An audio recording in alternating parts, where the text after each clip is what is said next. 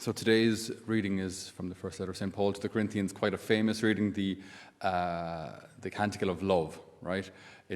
We've heard it in songs, maybe you've seen it in posters in primary schools around the country. It's quite well known. And yet, I think there's one particular word that we really have to win back, or at least we have to clarify. It's this word which is used and overused and abused and completely misunderstood, and therefore when we use it, its sense, its true meaning may not be correctly understood at all. That word is, of course, the word love, right?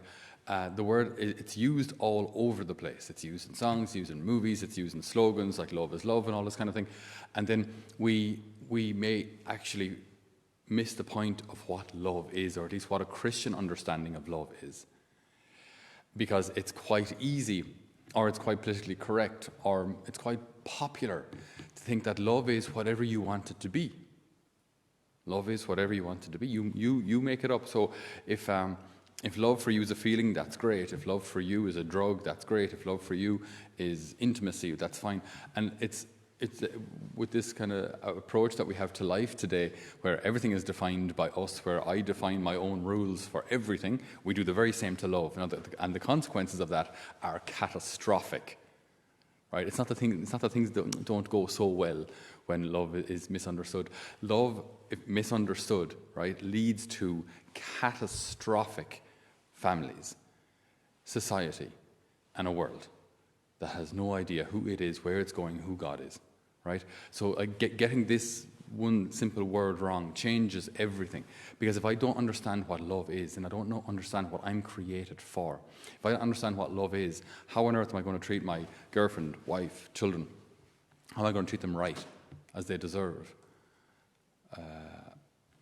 If we get this wrong, everything falls apart. And that's exactly why the enemy goes for this word and tries to give it all sorts of other meanings, other than its central meaning, which we'll get to in a minute.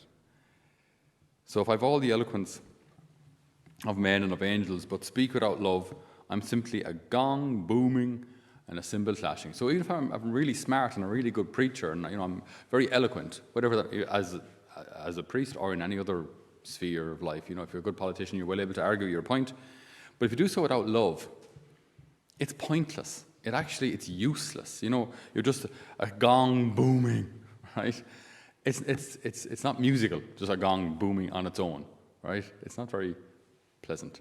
Well, our gong is lovely. We have a lovely brass gong here, but that doesn't boom. That's delicately knocked 3 times.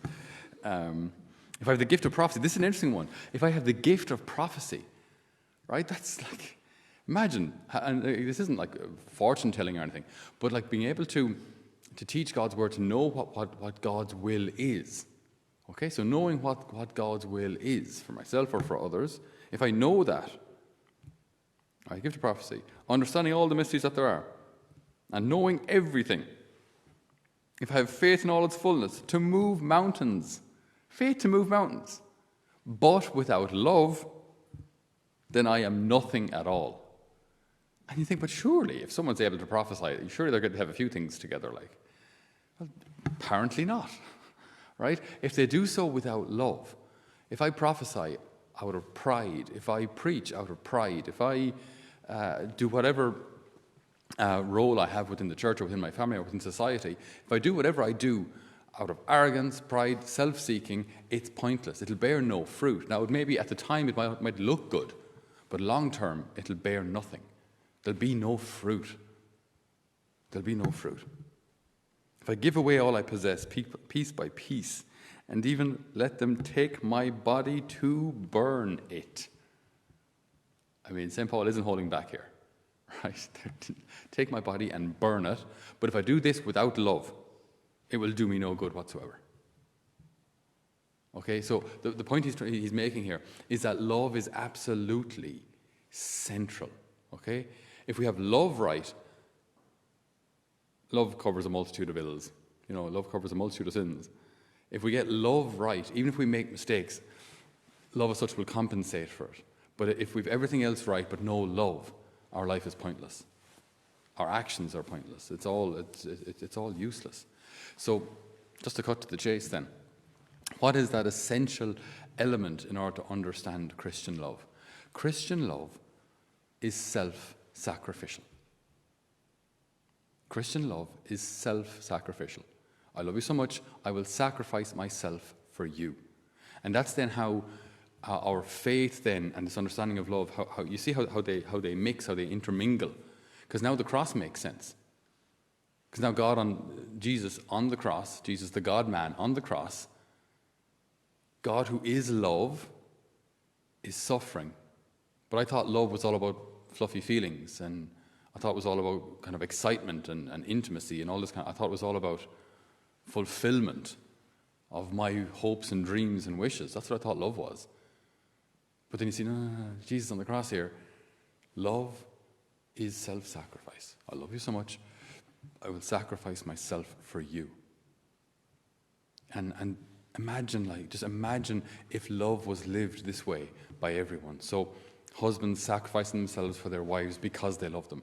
Wives sacrificing themselves for their husbands because they love them. Priests sacrificing themselves for their people because they love them. The people sacrificing themselves for love of the church because they love the church. Imagine how everything would be different. So rather than just me trying to kind of push my way through life and realize my will and accomplish everything that I can do and be me and all this kind of self-focused effort which we have widespread today, instead of that, I focus on lifting the other up, sacrificing myself for the good of the other. It's a different world. That's what heaven is. Where I put the will of the other before my own. I want the other's good more than I want mine. There's a litany of humility, you may have come across it, written by Cardinal Mary Del Val, was his name.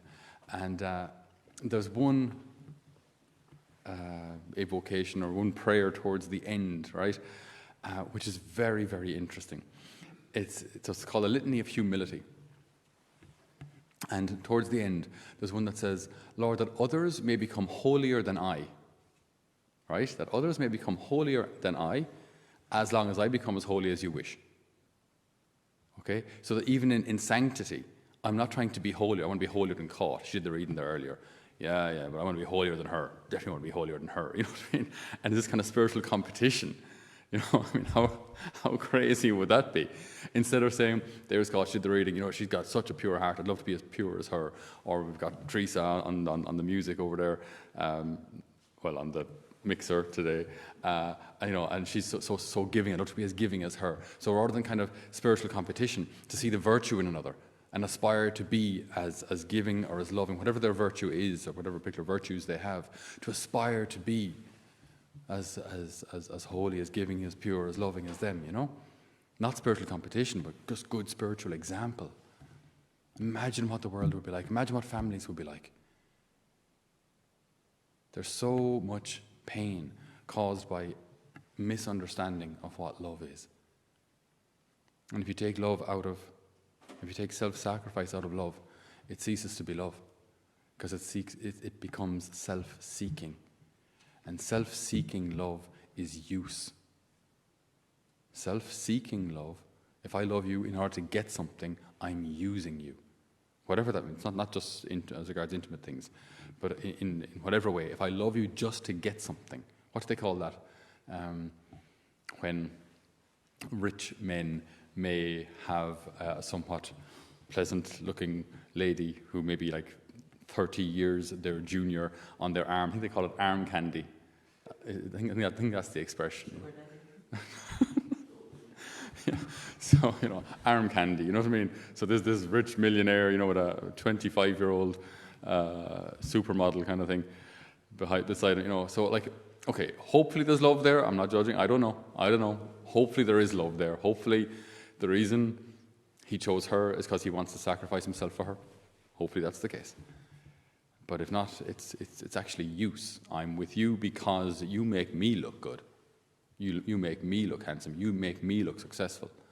That's use. That's not love. I love you so much. I will stretch out my hands, be nailed to a cross, and die for you. The good Lord shows us what love is on the cross. And so every time we see a crucifix on top of a building, on top of a church around the place. We are reminded how much we are loved. We are reminded of the price which God paid for our freedom.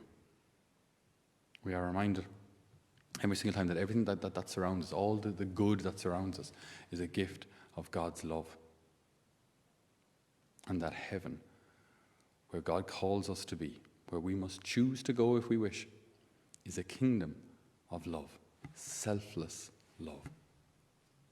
So we ask the good Lord to renew today our hearts, that we might not miss a single opportunity to love. And you will have probably 25 to 30 very clear opportunities today to love, to sacrifice your will in favor of another, to serve when you're tired, to be joyful when you're wrecked,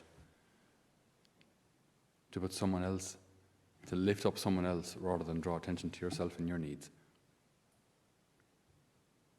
Lord, may we use every one of these opportunities, not just to become people who know what love is, but people who live lives of love. Amen.